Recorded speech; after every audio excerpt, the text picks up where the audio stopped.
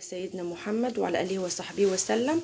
فيديو جديد معاكم حبايبي. النهارده فيديو ان شاء الله بسيط وسهل ويعجب كل اللي بيعشق السمك. النهارده انا جايبه لكم وصفه ان شاء الله سهله واقتصاديه وتعجبكم. معايا حبايبي سمكتين زي ما انتم شايفين كده، انا مقطعاهم 2 كبار بولتي زي ما انتم شايفين كده، مقطعاهم 2. هما بقى احنا اقتصاد والحاجه غاليه لازم نوفر. معايا جزرتين متقطعين حلقات وبصل وفلفل حامي، لو انت حباه مش حباه تحطي بداله رومي. ومعايا كده نقول 4 طماطمايات مقطعينهم زي ما انتم شايفين كده، حلقات مكعبات زي ما انت عايزه. معايا صينيه كده حاطه فيها معلقتين زيت لو انتم شايفينهم. طبعا اكيد يعني عشان عارفين ان الزيت كمان غالي فلازم نوفر كل حاجه. هجيب كده البصل وبسم الله وهنزل بيه كده في الصينيه على طول زي ما انتم شايفين كده. هاخده تقليبه بس كده وهنزل بيه بالجزر.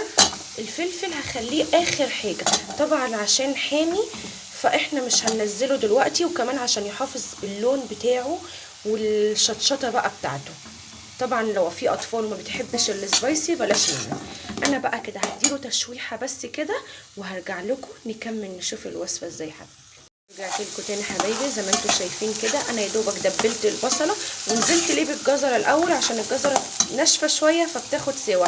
طبعا وصفه النهارده مدخلين فيها ال5 الوان اللي جسمنا محتاجهم في اليوم كله. هنزل دلوقتي بالطماطم وهنقول بسم الله. طبعا لو احتاجت مني ميه انا هزود لها نص كوبايه ميه، بس انا هستنى كده لما اشوف الطماطم تنزل من الميه بتاعتها. طبعا يا حبايبي ديت دقه انا بعملها بشيلها في التلاجة، بتقعد معايا لمده سنه شهر على حسب ما بخلصها.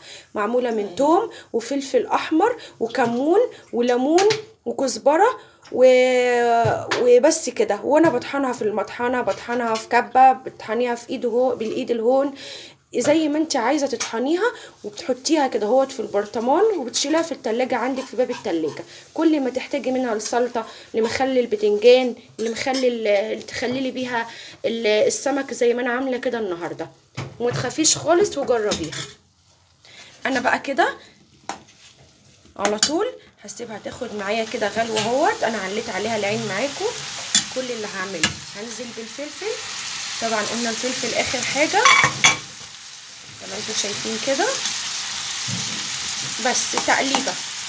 هنزل كده السمك من غير ما يتقلي، من غير ما يتقلي، ما احنا عاملين بقى النهارده وصفه اقتصاديه زي ما احنا قلنا وسهله وبسيطه. طب هتعملي فيها ايه؟ هدخلها الفرن تقعد معايا لمده ربع ساعه نص ساعه في الفرن، واطلعها اوريكم الشكل النهائي يا حبايبي.